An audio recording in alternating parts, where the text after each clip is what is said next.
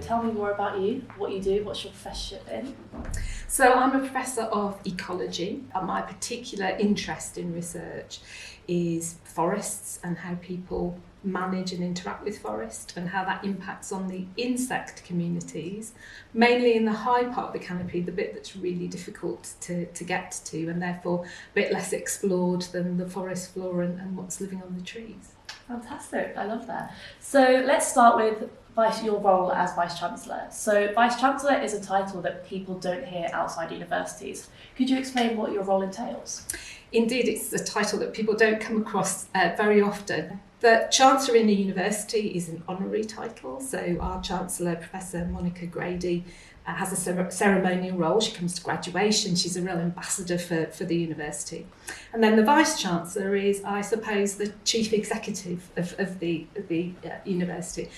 And a colleague of mine described the Vice Chancellor role in three bits, and I think this works really well. So first of all, the Chief Executive of a multi-million-pound organisation, and all of that involves. And I'm also what's called the accountable officer to the Office for Students. The second thing is really being the leader of, like a public sector organisation with a mission for education and a place to play a role in the community, a really important role in the community. The last bit is really stewarding the ethos of the institution and also stewarding the well-being and career and personal development of the staff and students. So it's quite a complex role with many facets. So what drew you to this position at Hope, and what excites you most about your new venture? Liverpool Hope is an amazing university, and it has a really strong reputation in the university sector for really putting the student experience at the top of the agenda and thinking very hard about the education that's offered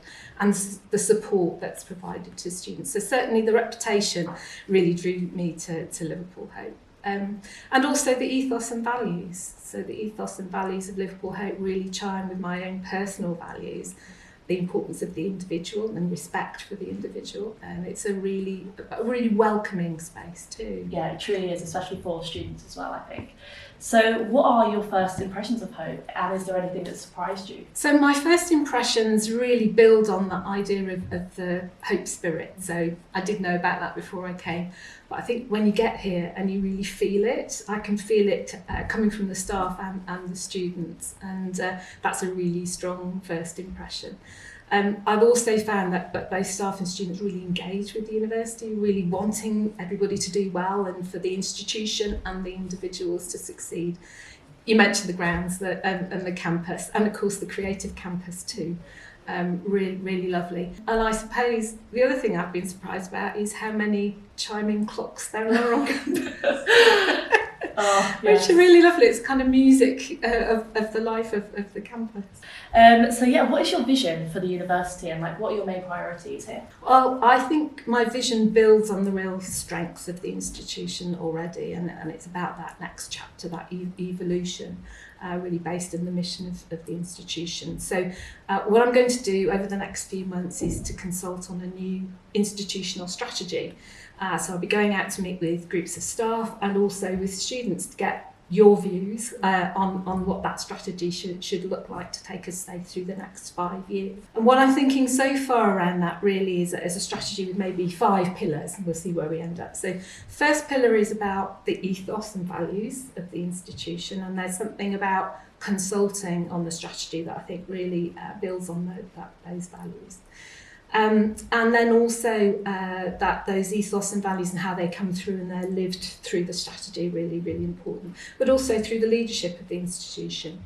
So thinking about leadership at the different levels at the institution and in departments and in support service areas, and making sure we support people in that leadership. The second pillar then is education, so the learning and teaching and student experience. Really want to improve the student experience and listen to you about what you want from the university in that regard. Pay particular attention to teacher education, because that's an important part of what we do here, but elsewhere. So education, then research and knowledge exchange, building on areas of excellence in research, but also working to build partnerships between researchers and students. So I know there's an initiative for second year undergraduates to come and work with people on research projects, and that really builds the community of researchers in the institution, so that's really important. And then the last two, one is sustainability. In order to do all this, we've got to be financially sustainable. And we're going into quite challenging times, as everybody knows, the cost of living, the cost of energy, and wage rises, quite rightly, where the student fees is remaining the same. And so we've got to look at how we diversify our income and grow income in different ways to make sure we can invest in the things that are important. And underpin that by a digital strategy, because that will take us forward to the future. I've got to mention environmental sustainability, dear to my heart, but also something that we can do our bit here on campus. And then finally, the fifth pillar is about the place of Liverpool Hope in the local community in Liverpool, what we say in the national debates, and then what we do in terms of international partnerships, so the sort of place and space for the institution. Yeah, that's great. That's really good to hear. So going on from that draws really nicely to my next question. So what do you think is key to making sure that students have the best possible experience, and why is that so important to you? Hugely important to me. I've always had a really strong commitment to student experience from when I started lecturing and teaching on day one. I guess I'd start by saying, please, third year students like yourself, do fill in the NSS. It's really important that we hear from you what we're doing well and what we could do more of, and that what we could improve. And we take those comments very seriously and act on them. But generally, I think what students have told me recently is they want programmes that are really stretching and engaging, and teaching that's engaging with staff who are enthusiastic and well qualified, and give good feedback on assessments so that you can improve the next step and really feel you're developing. A campus that's welcoming and works for commuting students, as well as residential students and research students, and how that looks like and how that works. And the sort of support, both academic and pastoral support, when you need it, and it's easy to access, and processes are straightforward and transparent. Definitely, yeah. I think that's really important, especially for students to feel like their voice is being heard. So it's nice to express what they're grateful for, and also just help other students in the future. We need to think about how we do and do better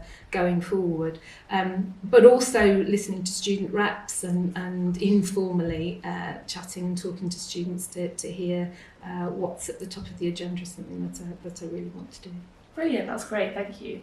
So you're obviously new to Liverpool, we were having a conversation about this earlier. So what do you think of the city so far? So it's an amazing city. So I'm from Birmingham originally, so I know that cities have areas where people are really struggling and areas that are really booming, and it's a sort of complex city.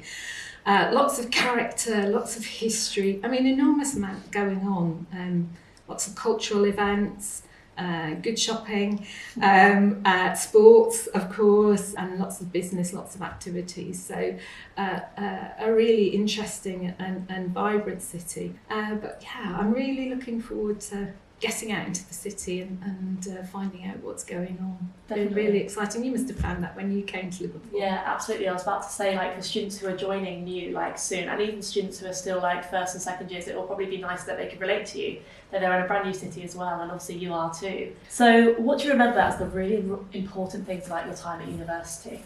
Gosh, it's quite a while ago now, but really, really important. So I did a first degree in agriculture and forest science in Oxford, and I remember the joy of learning. I still enjoy learning. If you're learning something new every day, a new skill or new knowledge, it's great. So I enjoyed that every day, learning something new. It's quite a practical course, and certainly the field trips were a bit of a highlight, getting out and about and seeing that.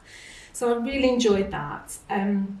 The friends, the community, staff and students was really memorable and really important. And that changed when I became a postgraduate student, and I had a slightly different relationship with students and staff, and I got really stuck into the postgraduate equivalent of the student union.